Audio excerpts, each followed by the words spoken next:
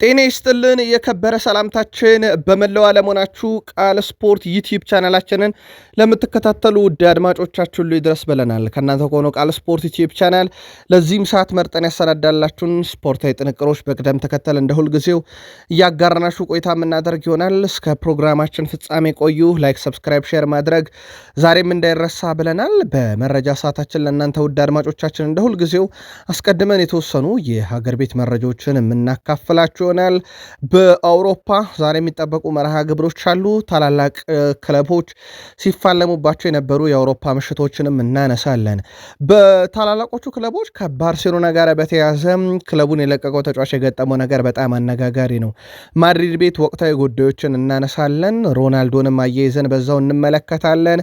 በታላላቅ ቡድኖች፣ በታላላቅ ክለቦች፣ በከዋክብቶችም ዘንድና የእግር ኳስ የበላይ ጠባቂው ፊፋው ፕሬዚዳንት ዣን ኢንፋንቲኖ በመድረኩ የገጠማቸውን ነገር ለየት ባለ መንገድ ይዘናል። ላይክ እያረጋችሁን አብራችሁን ቆዩን። በተወዳጁ የእንግሊዝ ፕሪሚየር ሊግ የመረጃ ሰዓታችን የአውሮፓ መድረክ ምሽቶችና የፕሪሚየር ሊግ ክለቦችን የተመለከተ ልዩ ጥንቅር በዚህኛው የመርሃ ግብራችን ይዘናል። የቀድሞ የቶትንሃም ሰው በጣም ሀዘን ላይ መሆናቸውን ተናግረዋል። ምክንያታቸው በጣም አነጋጋሪ ነው። ከሲቲ ጋር በተያያዘ የሲቲውን ወጣት ተጫዋች የተመለከተ ልዩ ጥንቅር እናነሳለን። በዛው ሲቲ ቤት ወደኋላ መለስም ብለን ኬቨን ደብሮይናን ማንሳት ግድ ስለሚለን በቃል ስፖርት ዩቲዩብ ቻናል ከያዝናቸው መረጃዎች ውስጥ ነው። ከቼልሲ ጋር በተያያዘ አንድ ሰው ሁለት ተጫዋች ላይ ብቻ ነበረ ፈቃድ የተሰጠኝ ሲሉ አማረዋል። ቼልሲን ቀጣይ የአውሮፓን ትኬት በየትኛው መድረክ ይቆርጣል የሚሉ 5 ጨዋታዎችን የተመለከተና የቡድኑን ቁልፍ ተጫዋቾች ቀጣይ በቼልሲ ቤት የሚጠበቁ ዝውውሮችና አንድን ተጫዋች በተመለከተም ተጨማሪ ጥንቅር በዩቲዩብ ገጻችን አካተናል። የሊቨርፑል የመረጃ ሰዓታችን ሳላን የተመለከተ ጥንቅር እናነሳለን። ከሳላ ጋር አያይዘን ግን በርከት ያሉ ተጫዋቾች ከክለቡ መሰናበታቸው አይቀሬ መሆኑ እየተረጋገጠ ባለበት ሰዓት ላይ አንድም ተጫዋች ላይ ሊወስዱት ያሰቡት እርምጃ ከዚህ ቀደም የነበረ ነው ይለናል ሉዊስ ስቴል። ለየት ያለ ጥንቅር በዚህ ዝውውር ጉዳይ ላይ እናነሳለን። የቡድን ዜና ተካቷል በሊቨርፑል የመረጃ ሰዓታችን። ከዩናይትድ ጋር በተያያዘ ምናልባት ለካሪክ በጣም ከፍተኛ ተፎካካሪ ትሆናሉ ስለተባሉት ሰውና ካሪክ ከቆዩ በዩናይትድ የሚጠበቅ አንድ ነገር እንነግራችኋለን። ወጣቱ ኮቢ ሜኖ ከፊርማው በኋላ አሁንም አንዳንድ ጉዳዮች በተጨማሪነት እየወጡ ነው። ኦፕታ ስለ ኮቢ ሜኖ ለየት ያለ መረጃ ነው ይዞ የወጣው። የቡድን ዜና ይዘናል። ትናንት ጋዜጣዊ መግለጫ ሲሰጥ ነበረ ኮቢ ሜኖም። ከዛ ላይ ወሰርናቸው ለእናንተ ውድ አድማጮቻችን ያሰናዳናቸዋሉ። በዩናይትድ በኩል በቃል ስፖርት ዩቲዩብ ቻናል በዚህ የመረጃ ሰዓታችን ከምትከታተሏቸው ውስጥ በተጨማሪነት የዝውውር ጉዳዮችን በስፋት የምንመለከት ይሆናል። አርሰናል ቅዳሜ፣ አርሰናል የፊታችን ሰኞ፣ አርሰናል የፊታችን ማክሰኞ ሁሉ ከእሁድ ውጭ የሚጠብቃቸው ነገሮች አሉ። ለመሆኑ እሁድን አርፎ ከቀዳሜ እስከ ማክሰኞ ምንድን ነው አርሰናል ቤት ያለው እንነግራችኋለን። ቴሪ ዳንኤል ኦነሪም አርሰናል ከጨረቃ ላይ መሬት ነው ያወረደን እያለ ነው። በጣም ለየት ያለውን ሀሳብ እናካፍላችኋለን። ስዊንቢልም ኦፕታ ግን የለም ከቴሪ ዳንኤል ኦነሪ በተቃራኒ ነኝ እያለ ነው። አርሰናልም በአንዳንድ ጉዳዮች ላይ ደስተኛ አይደለም ተብሏል። በተለይም ደስተኛ ካልነበረባቸው ነገሮች አንዱ የተጠናቀቀው ኤፕሪል ወር ነው። ወሩ ለአርሰናል ተጠናቋል ማለት ይቻላል። አርሰናል ቤት ሰፊ የቡድን ዜና እናነሳለን። በተለይም የቡድኑን ቁልፍ ተጫዋቾች ኦዴጋርድ፣ እንዲሁም ካይ ሃቨርትዝ፣ ኦዴጋርድ፣ ዴክላን ራይስን እና እንደዚሁም ደግሞ ቪክተር ዮኬሬሽን የተመለከተ እንዲሁም ለአርሰናል ይጠቅማል የተባለ አንድ ጉዳይ የተመለከተ ልዩ ጥንቅር ይዘናል። ላይክ ካረጋችሁን በቂ ነው። ሀሳብ አስተያየት የምንጨምረዋለ ካላችሁ ላኩልን። ላይክ ስላረጋችሁን አመስጋኞች ነን። ከ90 ሺህ በላይ ሰብስክራይበር ባለው ዩቲዩብ ገጻችን መረጃዎቹ ተጀመሩ። አብራችሁን ቆዩን። በኢትዮጵያ ፕሪሚየር ሊግ 29ኛ ሳምንት ከነበሩ ጨዋታዎች ሁሉ ፍጹም የተለየው ጨዋታ ቡናና ወልዋሎ አዲግራት ዩኒቨርሲቲ ያከናወኑት መርሃ ግብር ነው። ይህ መርሃ ግብር 6 ግብ አይተንበታል። እንዲህ አይነት የጨዋታ በርከት ያሉ ግቦችን ካየን ሰንብተን ነበረ። በጨዋታ ወልዋሎ አዲግራት ዩኒቨርሲቲን 4 የማሸነፊያ ግቦች ኮኒ ሐፊዝ በአራተኛው ደቂቃ ላይ ያሬድ ከበደ 38ኛው፣ በየነ ባንጃ 54ኛው፣ ካህን ሐፊዝ በድጋሜ ለቡድኑ አራተኛ ለሱ ሁለተኛውን ግብ 90ኛው ደቂቃ ላይ ነበረ ማስቆጠር የቻሉት። ኢትዮጵያ ቡና የቅዱስ ጊዮርጊስ ድል ሃንጎቨር የለቀቃቸው አይመስልም። ትላንትና ሁለት ግቦችን አግኝተው ነበረ። በእርግጥ በአቡበከር አዳሙ 8ኛው ደቂቃ ላይ፣ በረከት ብርሃኑ 12ኛው ደቂቃ ላይ ግብ አስቆጥረው ነበር፣ ግን 4-2 በሆነ ውጤት ሽንፈት ገጥሟቸዋል። ኢትዮጵያ ቡና ነጥቡ 41 ነው፣ 7ኛ። ወልዋሎ ዓዲግራት ዩኒቨርሲቲ ነጥቡን 35 አድርሶ 13ኛ ደርሷል። ቀጣይ ማክሰኞ ድሬዳዋ ከተማ ከኢትዮጵያ ቡና፣ ረቡዕ ወልዋሎ ዓዲግራት ዩኒቨርሲቲ ከነገሌ አርሲ ጨዋታቸውን የሚያከናውኑ ይሆናል። ውድ ቤተሰቦቻችን ትላንትና በቃል ስፖርት ዩቲዩብ ቻናል ምሽት ላይ ባቀረብንላችሁ ወይም የኤፕሪል የመጨረሻው ቀን ላይ በሀዲያ ሆሳዕናና በመቀለ ሰባ እንደርታ መካከል የነበረ ጨዋታ 1-1፣ አርባ ምንጭ ከተማ ከኢትዮጵያ ንግድ ባንክ 0-0። ስለዚህ አዲስ አበባ ስቴዲየም ላይ ድል የለም ነበረ። ከዛ ውጪ በአዳማ ሳይንስና ቴክኖሎጂ ዩኒቨርሲቲ ነገሌ አርሲ ከፋሲል ከነማም 0-0፣ እዚህም ድል አልነበረውም። ብቸኛው ድል አዳማ ሳይንስና ቴክኖሎጂ ዩኒቨርሲቲ ወልዋሎ ዓዲግራት ዩኒቨርሲቲ ኢትዮጵያ ቡናን 4-2 ያሸንፉበት ነበረ።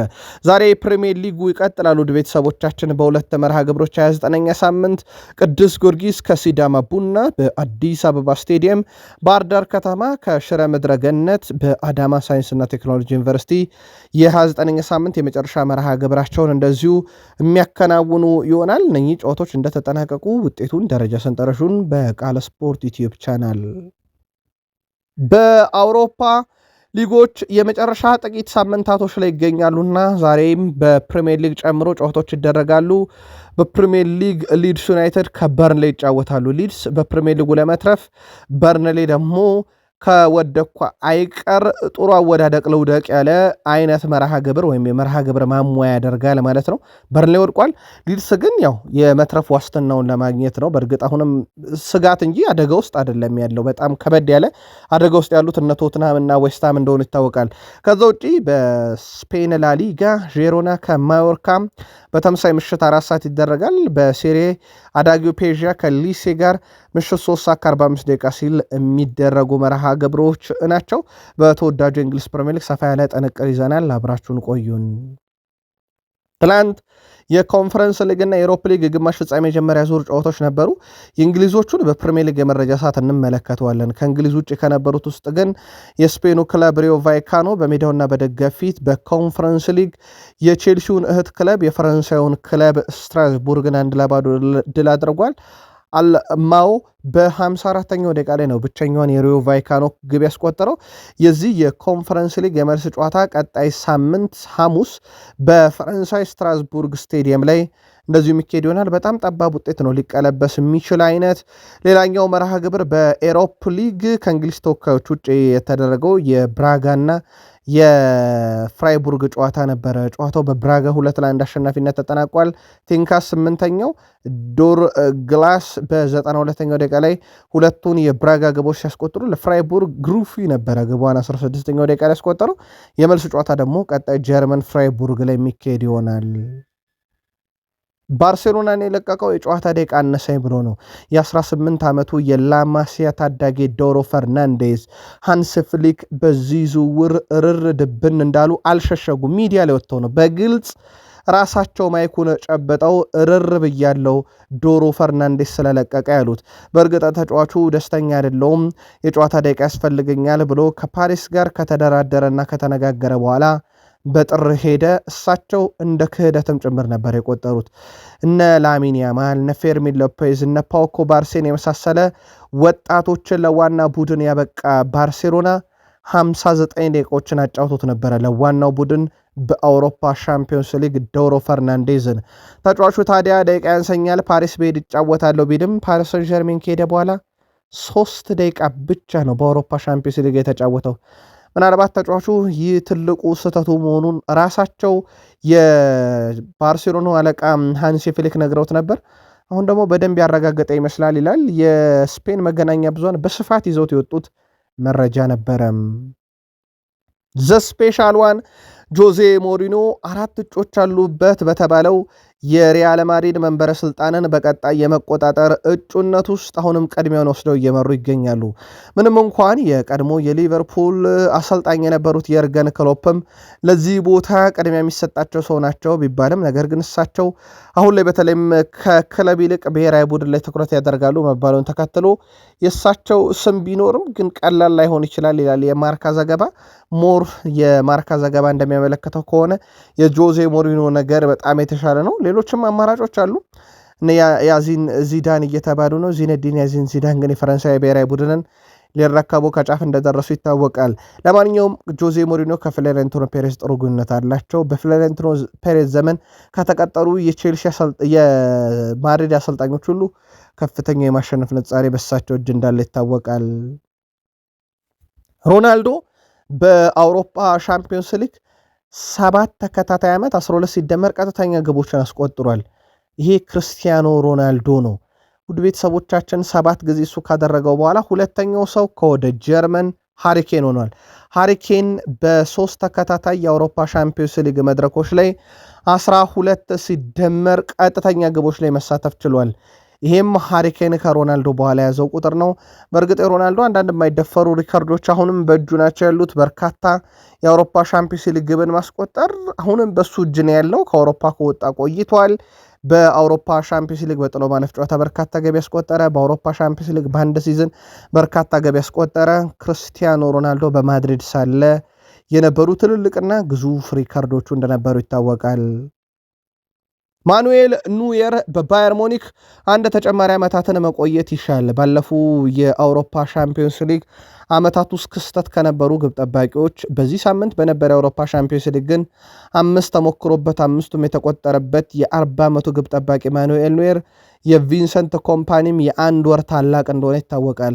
የጀርመኑ ተነባቢ ጋዜጣ ቢልድ ይዞት በወጣው መረጃ መሰረት በሁለቱ አካላት መካከል ውይይቶቹ እንደቀጠሉ ናቸው። ማኑኤል ኑየር ቢያንስ ለአንድ ተጨማሪ ዓመት የዚህ ቡድን አካል ሆኖ የመቀጠል ፍላጎት አለው እየተባለ ይገኛል። የክለብ ውሳኔ እንዴት ያለ ይሆናል የሚለው ደግሞ በቀጣይ የሚጠበቅ ይሆናል።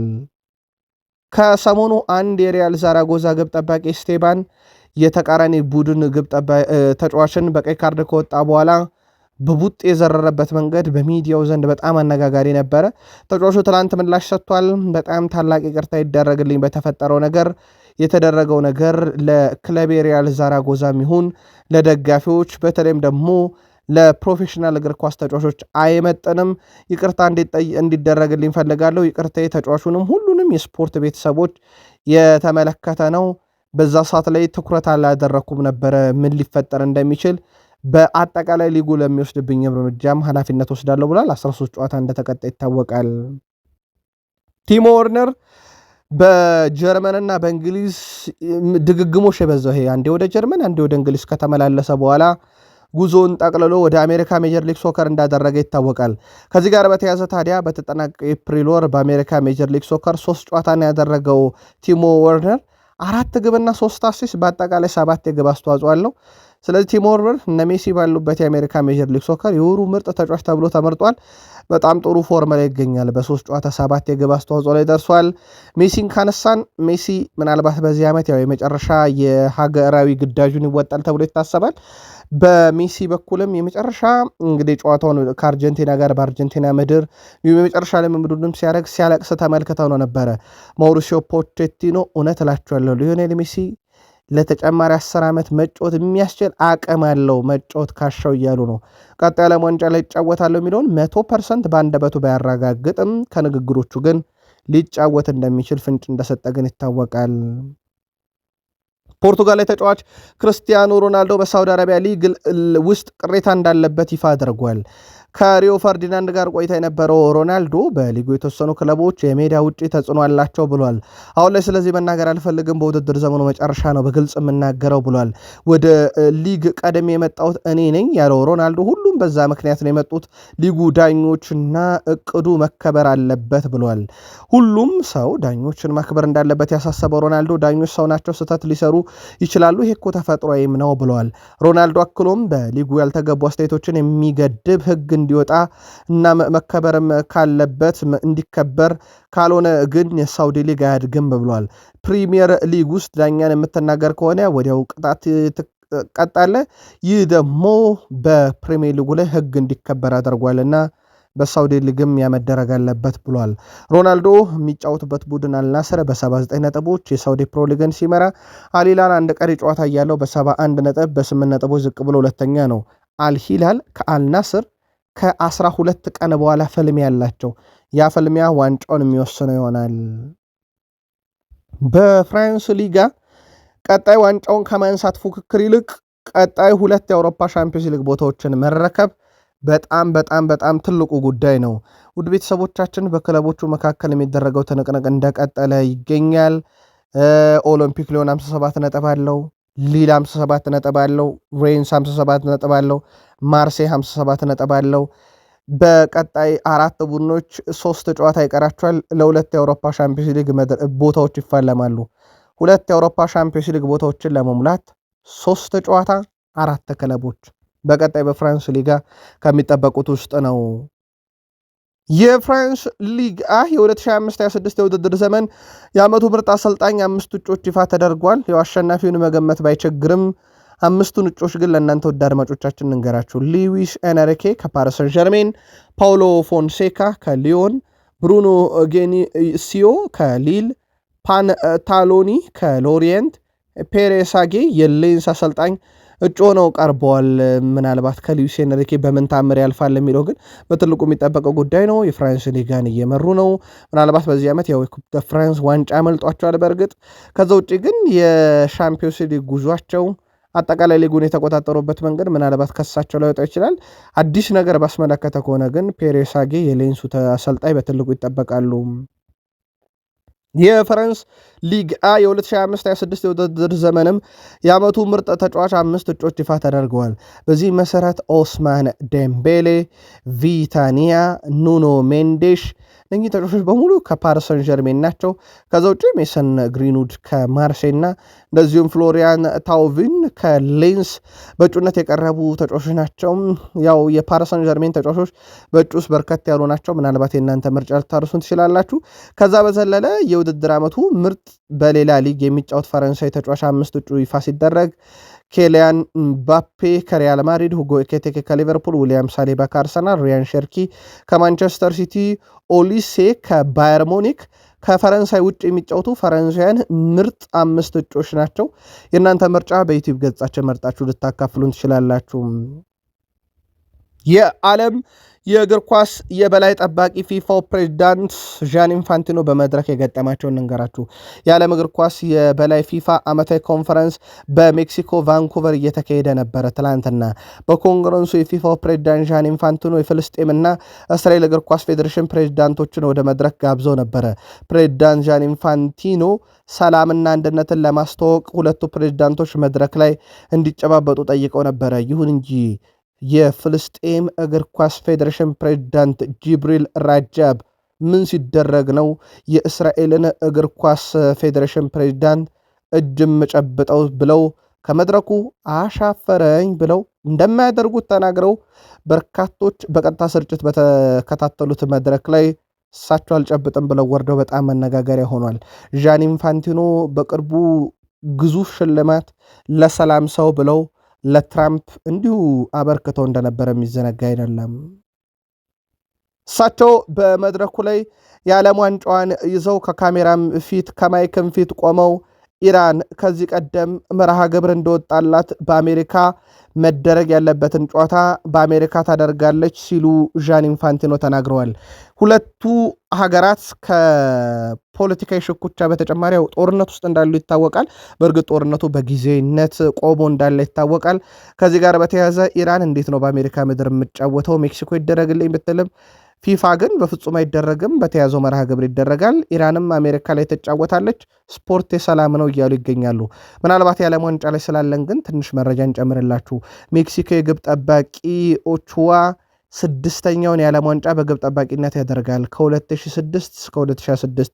በነገራችን ላይ መጀመሪያ የዓለም ዋንጫውን ሲጫወት አይፎን የሚባል ስልክ ምድር ላይ እንዳልነበረ ይታወቃል። አሁን አይፎን የት እንደደረሰ ይታወቃል። ተጫዋቹ ደግሞ 6ኛ የዓለም ዋንጫ ላይ ደርሷል። ውድ ቤተሰቦቻችን የአውሮፓ ሻምፒዮንስ ሊግን ምርጥ 11 ትላንትና ከሁስኮርድ ላይ ወስደን ነግረናችሁ ነበረ። የኦፊሻል ገጹን ጠብቁን ብለን ነበር። የሳምንቱ ምርጥ ተጫዋች ደግሞ ኦስማን ዴምቤሌ መመረጡን ትላንትና ኤፕሪል 30 ሐሙስ ምሽት በቃል ስፖርት ዩቲዩብ ቻናል ነግረናችሁ ነበር። ዛሬ ደግሞ በኦፊሻል ገጹ ሻምፒዮንስ ሊግ የሳምንቱን ምርጥ 11 መርጧል። ዳቪድ ሪያ ግብ ጠባቂ ነው። 3 ተከላካይ ጋብርኤል ማጋሌሽ ከአርሰናል፣ ፓውሊ ከአትሌቲኮ ማድሪድ እና ኦፔ ሜካኖ ከባየር ሙኒክ ተመርጧል። 4 አማካይ ስፍራ ላይ በጆንስ ጆ ኔቬዝ እና ቪታኒያ መሃል ሜዳውን ከፓሪስ ሰን ዠርሜን ግራ የማጥቃት አማካኝ ስፍራ ላይ ከቫራታስኬሊያን ቀኙን ለኦሊሴ ፊት መስመር በሶስት ተጫዋቾች ዲያስ ከባየር ሙኒክ፣ ግሪዝማን ከአትሌቲኮ ማድሪድ፣ ዴምቤሌ ከፓሪስ ሰን ዠርሜን ተመርጧል። ይህ ሻምፒዮንስ ሊግ በኦፊሻል ገጹ ያሳወቀው ነው። ቃል ስፖርት ዩቲዩብ ቻናላችን ላይ ትገኛላችሁ። የሳቱን የተመራረጡ አጫጭር ስፖርታዊ ጥንቅሮች እያካፈልናችሁ እንገኛለን። ከተወዳጁ የእንግሊዝ ፕሪሚየር ሊግ ብቻ ወዳገኘናቸው የዕለቱ ጥንቅሮቻችን ሻገር ከፕሪሚየር ሊግ የመረጃ ሰዓታችን ጋር ስትቆዩ ላይክ፣ ሰብስክራይብ እና ሼር ማድረግ እንዳይረሳ። በተወዳጁ የእንግሊዝ ፕሪሚየር ሊግ 4 ክለቦች የአውሮፓ መድረክ ላይ እየተፋለሙ ነው። 3 ብቻ በሂሳባዊ ስሌት 100% መቅረት ይችላሉ። ምክንያቱም ኖቲንግሃም ፎረስት እና አስቶን ቪላ እርስ በርስ ስለተገናኙ አንድ መውደቁ አይቀርም። እስካሁን ባለ ውጤት በአውሮፓ ሻምፒዮንስ ሊግ አርሰናል የመጀመሪያ ዙር ጨዋታ 1-1 ነው ያጠናቀቀው፣ እድል አለው። አስቶን ቪላ እና ኖቲንግሃም ፎረስት ያው ሁለቱም የፕሪሚየር ሊግ ክለብ ናቸው። ከዛ ውጭ ክሪስታል ፓላስ ሻክታር ዶኔስክን እየመራ ነው፣ እድል አለው። ስለዚህ የፕሪሚየር ሊግ ክለቦች በአውሮፓ ሻምፒዮንስ ሊግ፣ በኤሮፓ ሊግ እና በኮንፈረንስ ሊግ ፍጻሜ የመድረስ እድላቸውን ካየን በኤሮፓ ሊግ 100%፣ በሻምፒዮንስ ሊግ አርሰናል እጁ ላይ ነው። በክሪስታል ፓላስን በኩል ድል ማድረጉን ተከትሎ በጣም የቀረበው ክለብ ነው። እንመልከታቸው ጨዋታዎቹን ውድ ቤተሰቦቻችን። ክሪስታል ፓላስ ትላንትና ከሜዳ ውጭ ሻክታር ዶኔስክን 3-1 በሆነ ውጤት ነው ድል ያደረገው። ሳር ገና በ21ኛው ሰከንድ ያው ሲመዘገብ አንደኛ ደቂቃ ላይ፣ ካማዳ 58ኛው ደቂቃ ላይ፣ ጄምስ ትራንድ ላርሰን 84ኛው ደቂቃ ላይ ነው ለእንግዳው ቡድን ፓላስ 3ቱን የማሸነፊያ ግቦች ያስቆጠሩት። ባለሜዳው ሻክታር ዶኔስክን ከሽንፈት ያልታደገች ግብ 48ኛው ደቂቃ ላይ ኦች ራህት ኮ ነበረ ከመረብ ማሳረፍ ችሎ የነበረው። የመልሱ ጨዋታ የሚከብድ ይመስለኛል። ሻክታር ዶኔስክ ሴልኸርስት ፓርክ ስቴዲየም ላይ ነው እንግሊዝ ላይ የሚደረገው። ከዚህ ጋር በተያያዘ ሳር በ21ኛው ሰከንድ ግብ አስቆጠረ። በኮንፈረንስ ሊግ ታሪክ ፈጣኗ ግቦና ተመዝግባለች። በ2025/26 የውድድር ዓመትም ኢስማኤል ሳር 8ኛ ግቡን አስቆጥሯል። ይሄም በውድድሩ ከቀሩ ተጫዋቾች በኮንፈረንስ ሊግ በርካታ ግብ ያለው ተጫዋችም እንዲሆን አስችሎታል። ሲቲ ግራውንድ ኦል እንግሊዝ ሴሚፋይናል ትላንት ተመለከትን። ኖቲንግሃም ፎረስት ካስቶን ቪላ። ኖቲንግሃም ፎረስት እና አስቶን ቪላ የፕሪሚየር ሊግ ክለቦች በፕሪሚየር ሊግ የሚተዋወቁ ግን አንዳቸውን ጥለው በኤሮፓ ሊግ ፍጻሜ ለመድረስ እጣ የወጣባቸው ሁለት ክለቦች። ኖቲንግሃም ፎረስት ትላንትና ድል ሲያድር ክሪስ ውድ 71ኛው ደቂቃ ላይ በፍጹም ቅጣት ምት ነበረ ግብ ያስቆጠረው። ከረጅም ጊዜ ጉዳት በኋላ ግቦችን እያስቆጠረ ነው። በእርግጥ እቺ ፍጹም ቅጣት ምት ታሰጣለች አታሰጥ የሚለውን ለተመልካች እንተው። ኖቲንግሃም ፎረስት ባለፉት 9 ጨዋታ በሁሉም መድረክ አልተሸነፈም። ከፉላም 0-0፣ ሚትላንድን 2-1 አሸነፈ። ቶትናምን 3-0፣ ከፖርቶ 1-1 በመልስ ጨዋታ ፖርቶን 1-0 አሸነፈ። ከአስቶን ቪላ ጋር በፕሪሚየር ሊግ 1-1 ተለያየ። በርሊን 4-1 አሸነፉ። ሰንደርላንድን 5-0 አሸነፉ። ትላንትና 1-0 አስቶን ቪላን አሸነፉ። በእነኚህ 9 ጨዋታ በሁሉም መድረክ ኖቲንግሃም ፎረስት 18 ግቦችን ተቃራኒ መረብ ላይ ሲያሳርፍ የተቆጠረበት 4 ብቻ ነው። በጣም ድንቅ የውድድር ዓመት እያሳለፈ ነው። የቡድኑን ቁልፍ ተጫዋች እንመልከት። ኤሊዮት አንደርሰን ትላንትና ውድ ቤተሰቦቻችን በብዙ ነገር ቀዳሚ ነበረ። በጣም ድንቅ ምሽት ነው ያሳለፈው በግሉ፣ ቡድኑም ደግሞ ድል አድርጎለታል። ትላንትና ኤሊዮት አንደርሰን በጨዋታው 85 ኳስ ነካ፣ ቀዳሚ ነው። 62 ኳሶችን በትክክል አቀበለ፣ ቀዳሚ ነው። 11 ኳሶችን ሶስተኛ የሜዳ ክፍል አቀበለ፣ ቀዳሚ ነው። 10 ኳሶችን ከአስቶን ቪላ ኳስ ቁጥጥር ውጭ እንዲሆን አደረገ፣ ቀዳሚ ነው። 3 ጥፋቶች ተፈጸሙበትና ለቡድኑ ቅጣት የምታስገኘ፣ ቀዳሚ ነው። 3 ታክሎችን ፈጸመ፣ ቀዳሚ ነው። ይሄ በሜዳው ላይ የነበረው ቀዳሚ ያደረጉት ቁጥሮች ናቸው። በጣም አስደናቂ ነበር ከኳስ ጋር። ይህ ተጫዋች እንደሚታወቀው የዩናይትድ ኢላማ ነው፣ የሲቲ ኢላማ ነው። በሊቨርፑል፣ በአርሰናል፣ በቼልሲ ስሙ ይነሳል። ከሪያል ማድሪድም ጋር ስሙ ሲነሳ ሰምተናል። ኤሊዮት አንደርሰን ቀጣይ የውድድር ዓመት ያለምንም ጥርጥር ከኖቲንግሃም ፎረስት ጋር ግን መለየቱ አይቀርም። ሐዘን ውስጥ ነኝ ብለዋል ማውሪሲዮ ፖቼቲኖ። ያዘኑት በቀድሞ ክለባቸው ቶትናም ሆትስፐርስ ወቅታዊ ጉዳይ ነው። የቀድሞ የቶትናም ሆትስፐርስ አሰልጣኝ ማውሪሲዮ ፖቼቲኖ ቶትናም እዚህ ደረጃ ላይ ይገኛል ብዬ አንድም ቀን አስቤ አላቅም። በእውነት እያየሁት ያለሁት ነገር በጣም አሳዝኖኛል። ይህ ቡድን በፕሪሚየር ሊጉ ተርፎ ማየትን እሻለው። የእንግሊዝ ፕሪሚየር ሊግንም እወዳለው። ፕሪሚየር ሊጉን በቶትናም ብዙ አውቀዋለሁ። በቼልሲ መሰልጥኗል። በእርግጥ ግን የቶትናም ታሪካቸው ከፍ ያለ ነውና በጣም ማዘናቸውን ተናግረዋል እሳቸው። ከዚህ ጋር በተያያዘ ቶትናም እንዴት ይተርፋል የሚለው ግን ቀሪ 4 ጨዋታዎች የሚወስኑት ይሆናል። ቀሪ 4 ጨዋታዎች በፍጹም ለቶትናም ቀላል የሚባሉ አይደሉም። ውድ ቤተሰቦቻችን በተለይም ከሚፋለሟቸው ቡድኖች ወቅታዊ ሁኔታ አንጻር ላለመውረድ የሚደረግ የአውሮፓን ትኬት ለመቆረጥ የሚደረጉ ጨዋታዎች ይበዛሉና ቶትናም ቤት በጣም ፈታኝ ነው። ለማንኛውም ፖቼቲኖ በጣም አዝኛለሁ፣ እንደሚተርፉ ተስፋ አደርጋለሁ ሲሉ ተደምጠዋል። ምናልባት የቃል ስፖርት ዩቲዩብ ቻናል የቶትናም አለም ገለልተኛ ደጋፊዎች ቶትናም ግን ይተርፋል ብላችሁ ታስባላችሁ? የምልከታችሁን አጋሩን። በአሰልጣኝ ፔፕ ጋርዲዮላ የሚመሩት ማንቸስተር ሲቲዎች የወራ ሚያዝያ የወሩ ምርጥ ተጫዋቻቸውን ይፋ አድርገዋል። በዚህ መሰረት ተጫዋቹ ኒኮ ኦራይሌ ሆኗል። ኒኮ ኦራይሌ የሚያዝያ ወር ምርጥ ተጫዋች ተብሎ በትላንትናው ዕለት ተመርጧል። ኒኮ ኦራይሌ በውድድሩ ባደረጋቸው ጨዋታ 1 ግብ አስቆጥሮ 1 አመቻችቶ አቀብሏል። ሞር ከኳስ ውጭ የነበረው ኒኮ ኦራይሌ ደግሞ በኤፕሪል ወር በጣም ጥሩ ነበረ። ሲቲን በካራቦ ካፕ ባለድል ያደረገ፣ ወደ ፍጻሜ ሲመጡ ደግሞ በግብ ደረጃ ባይሳተፍም በጨዋታ እንቅስቃሴ ደረጃ ግን በጣም ወሳኝ የነበረ ተጫዋች እንደነበረ የሚዘነጋ አይደለም። ኒክ ኦራይሌ እና የወሩ ምርጥ ተብሏል። ግን በጣም አስገራሚ ነገር ሲቲ ቤት በዚሁ ምርጥነትን ካነሳን ኬቨን ደብሮይናን እናንሳ። ኬቨን ደብሮይና በሲቲ ቤት ያደረገውን ነገር ለሲቲ ደጋፊዎች መናገር ለቀባሪ ማርዳት ያክል ነው። አይደለም ለሲቲ ለፕሪሚየር ሊጉ በጣም ድምቀት የነበረ ተጫዋች ነው። ቁጥሮቹ ያንን ይናገራሉ። ኬቨን ደብሮይና አንድም ጊዜ የፕሪሚየር ሊግ የወሩ ምርጥ ተጫዋች ሽልማትን አሸንፎ አለማወቅ ግን በጣም አነጋጋሪ ነው። የቀድሞ የቼልሲ አሰልጣኝ ናቸው ማውሪሲዮ ፖቼቲኖ በቼልሲ የነበራቸው ጊዜ ላይ 2 ተጫዋቾች ላይ ብቻ ነው እሳቸው የተሳተፉት። ፓልመርን ከሲቲ ሲያመጡትና አክሰል ዲሳሲን ሲያስፈርሙ፣ ከዛ ውጭ የፈረሙ ተጫዋቾች ከእሳቸው እውቅናና ፈቃድ ውጭ የነበሩ ናቸው።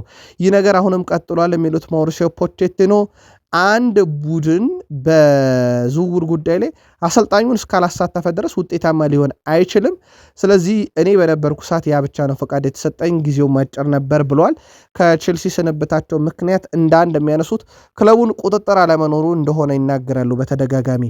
በእርግጥ የክለቡ የቅርብ ጊዜ ባለቤቶች በተለይም ከአብራሞቪች በኋላ የመጡት ባለቤቶች ተጫዋች የሚያስፈርሙበትን ቴክኒክ አደባባይ ላይ ወጥተው ተናግረው በጣም አነጋጋሪ እንደነበር ይታወቃል። ማውሪሲዮ ፖቼቲኖ ፈጽሞ የማይሆን ነገር ብለውታል።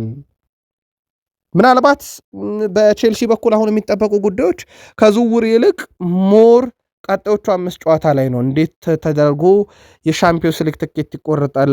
ከሊቨርፑል፣ ከማንቸስተር ዩናይትድ፣ ከአስቶን ቪላ 1 ክለብ ቀንሶ ማለት ነው። በአንጻራዊነት የሚቀርቡት ለነኚህ ክለቦች ስለሆነ ኖቲንግሃም ፎረስት ጋር ይጫወታሉ የፊታችን ሰኞ። ከዛ ከሊቨርፑል ይጫወታሉ። ከኖቲንግሃም ፎረስት ለመትረፍ፣ ሊቨርፑል ራሱ በቀጥታ የሻምፒዮንስ ሊግ ትኬት ለመቁረጥ፣ ከሲቲ ጋር ቀጥሎ የኤፍኤ ካፕ መርሃ ግብር የፍጻሜ፣ ይሄ ሌላ ትልቅ ኢነርጂ የሚጠይቅ ጨዋታ ነው። ከዛ ከቶትናም ይጫወታሉ፣ ቶትናም በፕሪሚየር ሊግ ለመትረፍ፣ ከዛ ከሰንደርላንድ ይጫወታሉ። በዚህ ዓመት ጥሩ ፎርም ላይ ከሚገኘው የፕሪሚየር ሊግ አዳጊ ክለብ እንዴት ይወጡታል የሚለውም በቀጣይ ይጠበቃል። ምናልባት በዚህ ቡድን ውስጥ ጅማሮ ጥሩ የነበረ ግን ቀስ በቀስ የወረደ አንድ ተጫዋች አለ፣ ዦ ፔድሮ። በተወሰነ መንገድ የእሱ ሚና ትልቅ ነበረ አመቱ ሲጀምር፣ አሁን ግን እየቀነሰ ነው። ከዛ ውጭ ደግሞ ፔድሮ ኔቶንን ብንመለከተው ጅማሮ ጥሩ ነበር። ለማንኛውም በዚህ ውድድር ዘመን ለቼልሲ በሁሉም ውድድሮች ፔድሮ ኔቶ 18፣ ዦ ፔድሮ 25፣ ኤንዞ ፈርናንዴስ 19 የግብ አስተዋጽኦም ያላቸው ተጫዋቾች ናቸው። ከቼልሲ ጋር በተያዘ ታዲያ በዝውውር መስኮቱ የሚጠበቁ ሁነቶች አሉ። ለአብነት ያክል ቼልሲ በዚህ ክረምት ላይ ልምድ ያለው ተከላካይ ወደ ቡድኑ ማምጣት ይፈልጋል። ይሄ በትልቁ የሚጠበቀው ጉዳይ ነው። ቼልሲ በክረምት ልምድ ያለው የመሃል ተከላካይ ለማምጣት ታዲያ በብራይተን የሚጫወተውን ጃን ፖል ቫን ሂክ እና ለክሪስታል ፓላስ የሚጫወተውን ማክሰንስ ላክሮይክስን በስፋት እየተመለከተ ይገኛል። ከጃክሰን ዝውውር ጋር በተያዘ ቅርብ የሆኑ ምንጮች ጃክሰን ከቼልሲ ቆይታው ይልቅ በክረምት ለሽያጭ የሚቀርብ ተጫዋች ነው ብሏል። ወደ ሌሎች ክለቦች ሊያመራ ይችላል። የጣሊያኖች ኤሲ ሚላን፣ ዩቬንቱስ የኒኮላስ ጃክሰን ቀጣይ መዳረሻ ሊሆኑ ከሚችሉ ክለቦች ውስጥ ይጠቀሳሉ። ከዛ ውጭ ለእግር ኳስ አፍቃሪያንም ለቼልሲም ለተጫዋቹም ጥሩ ያልሆነው ዜና የዊሊያም ኤስታቪዮ ገግሞ ወደ ዓለም ዋንጫ መመለስ ነገር ጥያቄ ምልክት ውስጥ ወድቋል እየተባለ ነው። ተጨማሪ መረጃዎችን በቃል ስፖርት ዩቲዩብ ቻናል በቀጣይ የምናካፍላችሁም ይሆናል። ሳላ በአውሮፓ መቆየትን ቅድሚያ ይሰጣል የሚሉ መረጃዎች አሁን በስፋት እየወጡ ነው። የመጨረሻ ምርጫውን አላሳወቀም። በእርግጥ ተጫዋቹ ሳላ ወደ ሳውዲ አረቢያ ከመሄድ ይልቅ በአውሮፓ ቆይታን ምርጫው ካደረገ ደግሞ የቱርኩ ክለብ ፌነርባቼ ተጫዋቹን የግላቸው ማድረግ ይፈልጋሉ ተብሏል። ፌነርባቼ በጋላታሳራይ የተወሰደባቸውን ብልጫ ለማስመለስ እንዲህ አይነት ኮከቦችን በሜዳም ላይ ከሜዳም ውጭ ያስፈልጋቸዋል እና ካገኙት በጣም ጥሩ የሚባል አጋጣሚ ሊሆን ይችላል። በተለይም ሳላ በአውሮፓ ውስጥ መቆየት ምርጫው ከሆነ ማለት ነው። ግን በአውሮፓ ውስጥ ታላላቅ ሊጎች ውስጥ ይሆናል ተብሎ አይታሰብም። ሊጎቹ ከሚፈልጉት ጥንካሬ አንጻር በእርግጥ በርከት ያሉት የለም በአውሮፓ ለሳላ እንደ ጣሊያን ሴሪ ያለ ውድድር ይሆነዋል ብለው እንግዲህ ሊግም ሲያጩለት የነበሩ አንዳንድ ሰዎች እንደነበሩ ግን የሚዘነጋ አይደለም። ለማንኛውም ፌነርባቼ በቀጣይ ሳላን ኮንትራት ይጠይቃል ተብሎ ይታሰባል። በስሎት ዘመን በጣም ጥሩ ጅማሮ የነበረው ከርትስ ጆንስ ነበረ። እሱ እንደውም ለእሱ የጨዋታ ፍልስፍና የሚመች አሰልጣኝ አሁን ገና መጣ ብሎ እሳቸውንም ሲያወድስ ሲያንቆለጳጵስ ነበር። በጊዜ ሂደት ግን ከቋሚ ቡድን ውስጥ ቀነሱት። አሁን ደግሞ ከዋናውን ቡድን በቋሚነት ሊቀነስ ከጫፍ ደርሷል። አብዛኛው ሰዓት ተቀያሪ ተጫዋች ሆኖ በመቆየቱ ጆንስ ቀጣዩ እርምጃው ክለቡን መልቀቅ ሊሆን ይችላል። ይሄም በትልቁ እየተጠበቀ ያለ ጉዳይ እንደሆነ ይታወቃል። ከዛ በተጨማሪ ሉዊስ ስቴሊ ከአሌክሲስ ማካሊስተር ጋር በተያዘ ሊቨርፑል አዲስ ውሳኔ አይደለም የሚወስነው እሱ ላይ ነባር ውሳኔ ነው ይላል። ከዚህ በፊት በመሃል ሜዳ ስፍራ ላይ ሲጫወት የነበረ በዛ ቦታ ላይ በጣም ድንቅ የነበረ አንድ ተጫዋች ነበረ በሊቨርፑል ፋቢኒዮም እድሜው 29 እንደሚሞላ ሲያውቁ ኮንትራቱን አላራዘሙም። አሁን ማካሊስተርም የአሁኑ ኮንትራቱ ሲያልቅ ዕድሜው 29 ይሆናል። ኮንትራቱን በተለየ መንገድ ያራዝማሉ ተብሎ አይጠበቅም። ስለዚህ ነባር አሰራር ይቀጥላል ማለት ነው። በአሊሰን ቤከር ዝውውር ጉዳይ ላይ ያው የሊቨርፑልና የዩቬንቱስ ኦፊሻል ድርድር አልተጀመረም። ግን ሊቨርፑሎች ሊያቀርቡ የሚችሏቸው አማራጮች ተጫዋች በተጫዋች መቀየር ሊሆን ይችላል የሚለው መረጃ ከወጣ በኋላ በዩቬንቱስ በኩል በዝርዝራቸው ጄምስ ትራፎርድ፣ ዲያን ሄንደርሰን፣ ጊዮም ሬንተንስ የቱሉዙ ግብ ጠባቂ፣ ዞላክሰን የኦሎምፒያኮሱን ግብ ጠባቂ በዝርዝራቸው ውስጥ አካተዋል። ግን ሊቨርፑል ቤት የሚጫወተው አሊሰን ቤከር ወደ ዩቬንቱስ ማምራትን ላይ ጠላው ይችላል እየተባለ ይገኛል። ሌላኛው ወደ ጣሊያን ይመለሳል ተብሎ የሚጠበቀው ኬዛ ነው። ኬዛ ከጣሊያኑ ክለብ ወደ ሊቨርፑል ከመጣ በኋላ አዲስ ምዕራፍ ሊመጣ አልቻለም ለሱ። ኬዛ በሊጉ የውድድር ዘመን መጀመሪያ ላይ ጎል ሲያስቆጥር በቡድን ውስጥ አሁን በደንብ እድል የሚያገኝበት ዓመት መጣ ተብሎ ሲጠበቅ ነበረ። በኋላም ላይ ግን ልክሱም እንደ ከርትስ ጆንስ ከቡድኑ ጠፋ፣ ቋሚ አሰላለፍ ውስጥ ተቀነሰ፣ ከአውሮፓ ሻምፒዮንስ ሊግ ዝርዝር ውስጥ ስሙ ተቀነሰ። ብዙ ነገር የዚህ ተጫዋች መዳረሻ ይሆን ዘንድ ደግሞ እነ ኢንተር፣ ሮማ፣ ሚላን ስማቸው በስፋት እየተነሱ ያሉ ክለቦች ናቸው። በሊቨርፑል በኩል ተጠናቀቀ ኤፕሪል ወር። ለአንዳንድ ክለቦች ኤፕሪል ሁሌም ፈተና ይዞ ይመጣል። ለአንዳንድ ክለቦች ደግሞ ማገገሚያና በውድድር ዓመቱ መጨረሻቸውን ማሳመሪያ ነው። ለአብነት ያክል ሊቨርፑል በተጠናቀቀው የኤፕሪል ወር ላይ ባደረጓቸው ጨዋታ 3 ጨዋታዎች 7 ግቦችን አስቆጥሯል። በተለምዶ ቢግ ሲክስ ከሚባሉ ክለቦች ከዚህ በላይ ግብ ያስቆጠረ አንድም ክለብ የለም። ቡድኑ ተሻሽሏል ማለት ይቻላል። በተለይ ደግሞ ለሊቨርፑል ጥሩ ዜና ቡድኑ የተሻሻለው በመጨረሻዎቹ ሰዓት ላይ በጣም ባስፈላጊውና በወሳኙም ሰዓት ጭምር ነው። ምናልባት ለቃል ስፖርት ዩቲዩብ ቻናል ለሊቨርፑል ደጋፊዎች ትላንት ምሽት አንድ ጥያቄ አንስተን ነበረ። ጥያቄው በእርግጥ የቃል ስፖርት ዩቲዩብ ቻናል ኦፊሻል ገጽ አይደለም፣ የዳኒ መርፊ ነው። ዳኒ መርፊ አንድ ሀሳብ አጋራ። ስሎት መባረር ያለበት ከተባረረም ሉዊስ ኤንሪኬ ሊቨርፑል እንደሚያመጣ እርግጠኛ ከሆነ ነው። ሉዊስ ኤንሪኬ የማይመጡ ከሆነ ስሎት ተሰናብተው ስሎት ይቀጥሉ፣ ስሎት መባረር ያለባቸው ለሉዊስ ኤንሪኬ ቦታውን ለመልቀቅ ብቻ ነው የሚል ሀሳብ አጋርቷል። የሊቨርፑል ደጋፊዎች መልከታችሁን ላኩልን። አንዲ ኤራኦላ ከማንቸስተር ዩናይትድ ቀጣይ አሰልጣኝ እጩ ዝርዝር ውስጥ በተለይም በፕሪሚየር ሊጉ ልምድ አላቸው ተብለው በግንባር ቀደምትነት ከተያዙና ከራሳቸው ከማይክል ካሪክ ጋር በፉክክር ደረጃ ከፍ ያለ ጫና ያሳደሩ እጩ ብሏቸዋል ሚረር ስፖርት። የእሳቸው እጩነት በተለይም ከበርንማውዝ ስንብት በኋላ ከፍ ብሎ እንዲጨመር ያደረገ ሆኗል። በአመቱ መጨረሻ በርንማውዝን በስምነት እንደሚለቁ ይታወቃል።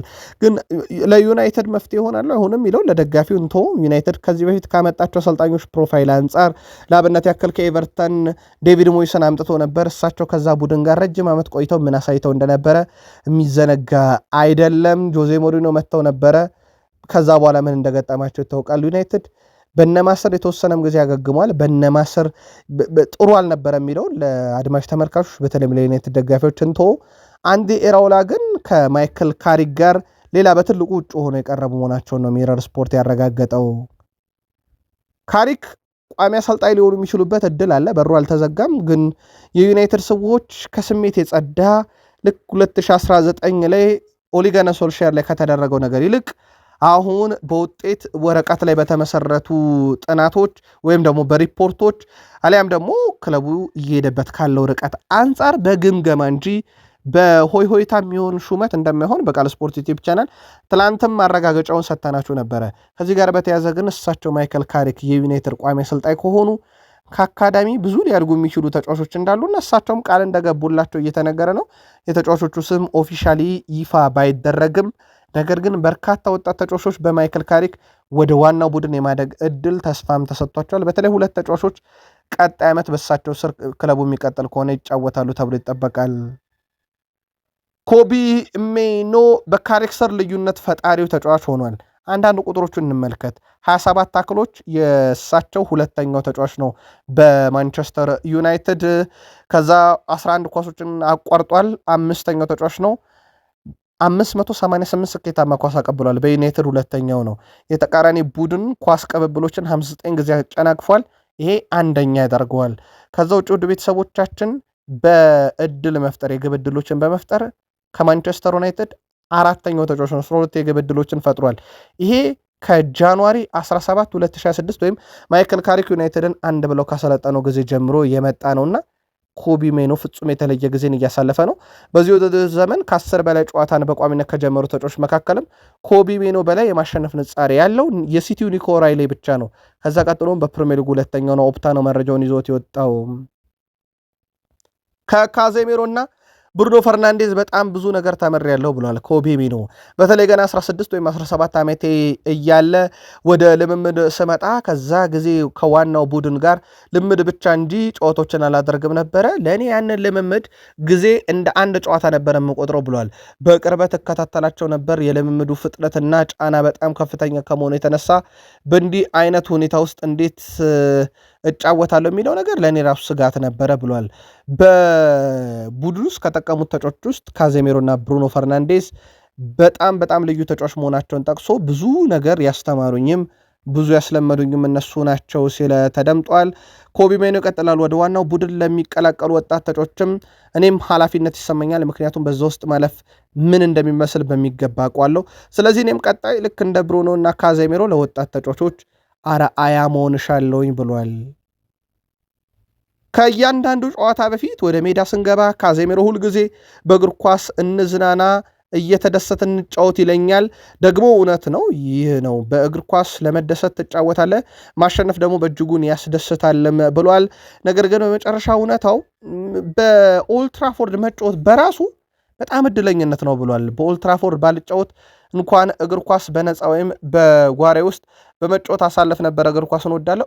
ኦልትራፎርድ ላይ ግን መሆኑ የተለየ ስሜት ይፈጥረዋል ብሏል። በተለይም በማንቸስተር ዩናይትድ ካሪንግተን አድጎ የካሪንግተን ምሩቅ ሆኖ በኦልትራፎርድ መጫወት ለሱ ትልቅ አጋጣሚ እንደሆነና ይሄ በህይወት ዘመኑ ሁሉ ሊያሳካው የሚሻው የነበረ እናም የተሳካለት መሆኑን ተናግሯል። በእርግጥ ትላንትና ጄሰን ዊልኮክስም እንዲህ አይነት ታዳጊ ተጫዋችን ወደ ዋናው ቡድን በቅቶ በዋናው ቡድንም እንዲህ አይነት ፍሬ ማፍራቱ ለቡድኑ ጥሩ አጋጣሚ ነው። ኮቢ ሜኖን ፍጹም የተለየ ነው ብሏል። ህልሜን እየኖርኩ ነው ብሏል የማንቸስተር ዩናይትዱ ኮቢ ሜኖ። ማንቸስተር ዩናይትድ በዝውውር ገበያው ላይም ይሳተፋል፣ ምንም ጥያቄ የለውም። አሁን ዩናይትድ ቤት አንድሬ ኦናና በቋሚነት ይሸጣል ተብሎ ይታሰባል። አልታይ ባይንደርም በቋሚነት ክለቡ ይለቃል ተብሎ ይታሰባል። ስለዚህ ዩናይትድ በሴላመንስ መቀጠሉ እርግጥ እየሆነ መጥቷል ማለት ነው። በቀጣዮቹም ዓመታት የቡድኑ ቋሚ እሱ ሆኖ ከዚህ በኋላ የሚመጡ ተጫዋቾች ቁጥር 1 ሳይሆኑ ቁጥር 2 ግብ ጠባቂ ናቸው። ለአብነት ያክል 28 ዓመቱ የዶርትመንድ ግብ ጠባቂ ግሪጎር ኮብል በዩናይትድ ዝርዝር ውስጥ ተይዟል። ግን ትልቁ ችግር ይሆናል ተብሎ የሚታሰበው አንደኛ ኮንትራት አለው፣ ቢያንስ 55 ሚሊዮን ዩሮ ይፈልጋል ዶርትመንድ። ዩናይትድ ደግሞ የኦናናን ስህተት መድገም አይፈልግም። ሁለተኛ ግብ ጠባቂ ላይ ሆንላቸው ይችላል ዩናይትድ ቤት መጥቶ። ሌላው ዩናይትዶች እየተመለከቱት ከሚገኙት ውስጥ የዌስትሃሙን ተከላካይ አልሃጂ ማሊክ ዲዮፊን እየተከታተሉ ነው። ውድ የቃል ስፖርት ዩቲዩብ ቻናል የማንቸስተር ዩናይትድም የሌሎች ክለብ ደጋፊዎችም አንድ ክለብ ተጫዋቾችን እየተከታተለ ነው በዝርዝር ውስጥ አካተተ ማለት ያስፈርመዋል ማለት አይደለም። ምክንያቱም በገበያው ላይ የፈለገውን ተጫዋች ካላገኘ አማራጮቹን ስለሚያስፈርም አማራጮቹንም በዛው ምክንያት ነው የሚከታተሉት። አርሰናል ደረስን። ውድ የቃል ስፖርት ዩቲዩብ ቻናል ቤተሰቦቻችን አርሰናል ቅዳሜ፣ አርሰናል ሰኞ፣ አርሰናል ማክሰኞ የሚጠብቃቸው ቀናቶች ናቸው። ማክሰኞ ደግሞ ከ20 ዓመት በኋላ አዲስ ነገር ሁሉ ሊያይ ይችላል። ቅዳሜ ከፉልሃም ይጫወታሉ። ድል ካደረጉ የፕሪሚየር ሊግ መሪነታቸውን ነጥብ ልዩነት 6 ያደርሱታል በጊዜያዊነት። ሰኞ ደግሞ ሲቲ ይጫወታል ከኤቨርተን ጋር። ምናልባት ኤቨርተን ድል ካደረገ ለአርሰናል በዚህ ዓመት የተዋለ ውለታ በትልቁ ኤቨርተን ብለው ሊይዙት ይችላሉ አርሰናሎች። ሰኞ ሲቲ ነጥብ ከጣልላቸው ሌላ ፈንጠዝያ ነው። ሰኞንም ይጠብቁታል። ማክሰኞ ደግሞ ከ20 ዓመት በኋላ በአውሮፓ ሻምፒዮንስ ሊግ ፍጻሜ ለመድረስ ከአትሌቲኮ ማድሪድ ጋር በኤምሬትስ ይጫወታሉ። አርሰናል ቅዳሜ፣ አርሰናል እሁድን አደፎ፣ አርሰናል ሰኞ፣ አርሰናል ማክሰኞ በስፖርቱ ዓለም ቤተሰብና በአርሰናልን ዘንድ በትልቁ የሚጠበቁ ቀኖች ናቸው። ቴሪ ዳንኤል ሆነሪ የሮቡን የአርሰናልና የአትሌቲኮ ማድሪድን ጨዋታ የገለጸበት መንገድ አሁን አነጋጋሪ ሆኗል። ማክሰኞ ባየር ሙኒክና ፓሪሰን ጀርሜን ጨረቃ ላይ ወሰዱን፣ ሮብ አርሰናልና አትሌቲኮ ማድሪድ ወደ መሬት መለሱን ብሏል። የጨዋታውን ልዩነት ነው። በእርግጥ እነኚህ ጨዋታዎች ላይ ብዙ አከራካሪ ነጥቦች አሁን እየተነሱ ነው። 5 ግብ የተቆጠረበት ባየር ሙኒክና 4 ግብ የተቆጠረበት ፓሪሰን ጀርሜን በላይ አንዳንድ ግብ የተቆጠረባቸው አትሌቲኮና አርሰናል አይጠነክሩም የሚል መከራከሪያ እየቀረበ ነው። አንድ ቡድን 5 ግብ ከተቆጠረበት እንዴት ነው ጠንካራ ሊሆን የሚችለው? በተቃራኒው 4 ግብ የተቆጠረበት ቡድን እንዴት ጠንካራ ሊሆን ይችላል? በሚል ክላረንስ ሲዶርፍ በትልቁ የሰሞኑ መከራከሪያቸው ነበረ። ከዚህ ጋር በተያዘ ሄነሪ ግን በጣም የተለየ ሀሳብን ያቀረበው ፓሪስ ሰን ዠርሜንና ባየር ሙኒክ ማክሰኞ ጨረቃ ላይ ወሰዱን፣ ሮብ አርሰናልና አትሌቲኮ ማድሪድ ወደ ምድር መለሱን ብሏል። ምናልባት የሄነሪን ገለጻ እንዴት አያችሁት? አርሰናልን ግን በዩቲዩብ ገጻችን ምላሻችሁን ላኩልን። ኦፕታ ግን አሁንም ቢሆን ዋንጫው ላይ አርሰናል ነው እያለ ነው። ውድ ቤተሰቦቻችን አርሰናል አትሌቲኮን ጥሎ የማለፍ ንጻሬ 76.14 በመቶ፣ ዋንጫውን የማንሳት ንጻሬ 39.13 በመቶ። ኦፕታ አሁንም አርሰናል ፍጻሜም ይደርሳል ፍጻሜውንም ያነሳል እያለ ይገኛል። ይሄ የኦፕታ ቅድመ ግምት ነው። ከዚህ ጋር በተያዘ ግን የአውሮፓ ሻምፒዮንስ ሊግ መድረክ በኤፕሪል ወር የተደረገ አቸወጡበት ነው። አርሰናል እንደ ኤፕሪል ወር በተለይ በሚኬል አርቴታ ስር የሚቸገርበት ወር የለም። እሳቸው ራሱ አርሰናል ከመጡ በኋላ በጣም ዝቅተኛ የማሸነፍ ንጻሬ ያላቸው ኤፕሪል ወር ላይ ነው። በዚህ ኤፕሪል ወር ላይ የገጠማቸው ነገር የሚረሳም አይደለም። ውድ ቤተሰቦቻችን ከዚህ ጋር በተያዘ ታዲያ በኤፕሪል ወር 2 አሸነፉ፣ 2 አቻ ወጡ፣ 3 ጨዋታ ደግሞ ሽንፈት ገጥሟቸዋል። ኤፕሪል ወርን አርሰናል ተገላግሎታል። ኦፕታ ለዛም ይመስላል አርሰናል ቅድመ ግምቱን በሰፊ ንጻሬ የሰጠው። አርሰናል የአትሌቲኮ ማድሪዱ ጨዋታ ላይ ግን ከገጠሙት ነገሮች ጋር በተያያዘ ለአውሮፓ እግር ኳስ ማህበር ቅሬታ ሊያቀርብ ይችላል እየተባለ ነው። የክለቡ ባለስልጣናት ለአውሮፓ እግር ኳስ ማህበር ለማቅረብ የሚችሉትን ማስረጃም እያሰባሰቡ ነው ተብሏል። አርሰናል ስለ ሜትሮፖሊታኖ ሜዳ ሁኔታ በይፋ ለአውሮፓ እግር ኳስ ማህበር አቤቱታ የማቅረብ መብቱን ለመጠቀም አስቧል። ግን በወቅቱም ተለክቶላቸው ነበረ ሳሩ። ክለቡ እስካሁን ይፋ ቅሬታ አላቀረበም። ነገር ግን ቅሬታውን ለማቅረብ እያሰቡ ነው ተብሏል። ከዛ ውጭ ከዳኝነት ውሳኔ ጋር በተያያዘ ብሬቼ ኢዜ ላይ ተሰርቶ ስለተሻረው ፍጹም ቅጣት ምት ማብራሪያ ይፈልጋሉ እየተባለ ነው። ግን ከዚህ ጋር በተያያዘ አርሰናል ራሱ ቅጣት ሊጠብቀው ይችላል። ዴክላን ራይስ ስለ ጨዋታው ዳኛ በሰጡ አስተያየት ምክንያት ከአውሮፓ እግር ኳስ ማህበር እርምጃ ሊወሰድበት ይችላል። ይህም የአውሮፓ እግር ኳስ ማህበር ውሳኔ ሊወሰንበት የሚችለው ዳኛው የኢዜን ፍጹም ቅጣት ምት አያሰጥም ሲል ዴክላን ራይስ በተናገረው ንግግር ምክንያት ነው። ዴክላን ራይስ ከ4 ዓመት በፊት ዌስትሃም እያለ የዩሮፕ ሊግ ግማሽ ፍጻሜ በዳኞች ላይ ባሳዩ ያልተገባ ባህሪ ምክንያት 2 ጨዋታ ቅጣት ተጥሎበት ነበረ። 2 ጨዋታ ተቀጣ ማለት የመልሱንም ጨዋታ በኤምሬት የፍጻሜውም ጨዋታ ካለፈ አርሰናል ያመልጠዋል የማለት ያክል ነው። ግን ጉዳዩን እየተከታተልን ለአርሰናል ደጋፊዎች የምናካፍላችሁ ይሆናል። በአርሰናል በኩል ውድ ቤተሰቦቻችን በኤሚሬትስ የመልሱን ጨዋታ ሲያደርጉ ያቀዷቸው እቅዶች አሉ። አርሰናል ሻምፒዮንስ ሊግ የመልስ ጨዋታውን ኤሚሬትስ ላይ ከአትሌቲኮ ማድሪድ ጋር እንደሚያደርግ ይታወቃል። መድፈኞቹ ከጨዋታው በፊት ለቡድኑ ባስ ለየት ያለ አቀባበል ለማድረግና ቡድኑ ለማነቃቃት ወስኗል። ደጋፊዎች ለሚደረገው ታሪካዊ አቀባበል ድባቡን በማሳመር እንዲደግፉም ታላቅ ጥሪ ቀርቦላቸዋል። የመጀመሪያ ዙር ጨዋታቸውን 1-1 በሆናቸው ውጤት ያጠናቀቁት አርሰናሎች በሻምፒዮንስ ሊጉ ለተከታታይ 13 ጨዋታ እንዳልተሸነፉ ይታወቃል።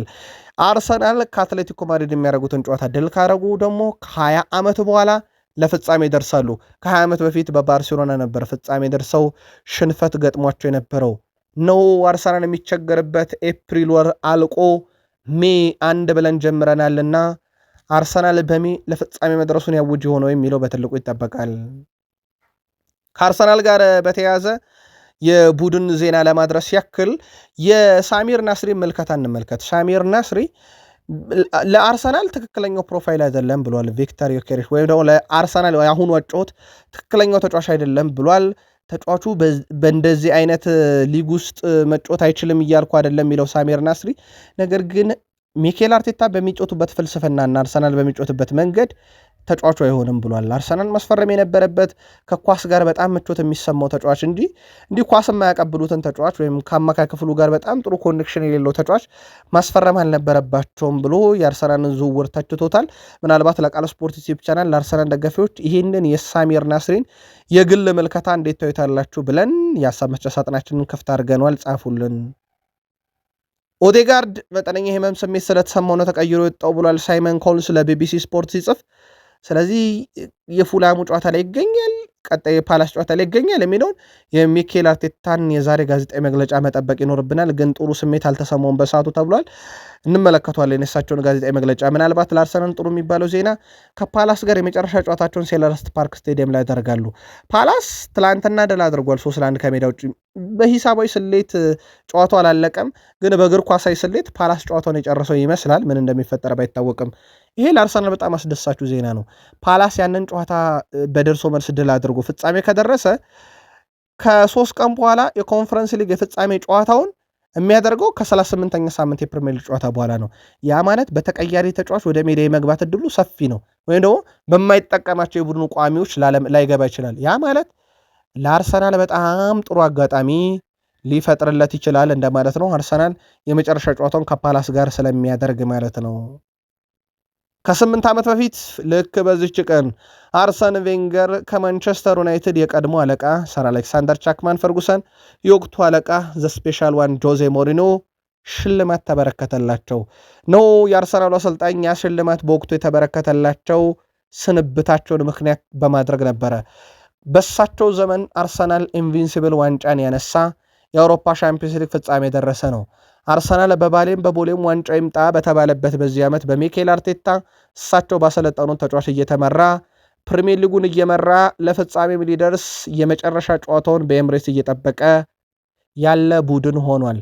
ነው ሚኬል አርቴታ ያሳኩታል የሚለው ሌላ ጥያቄ ነው።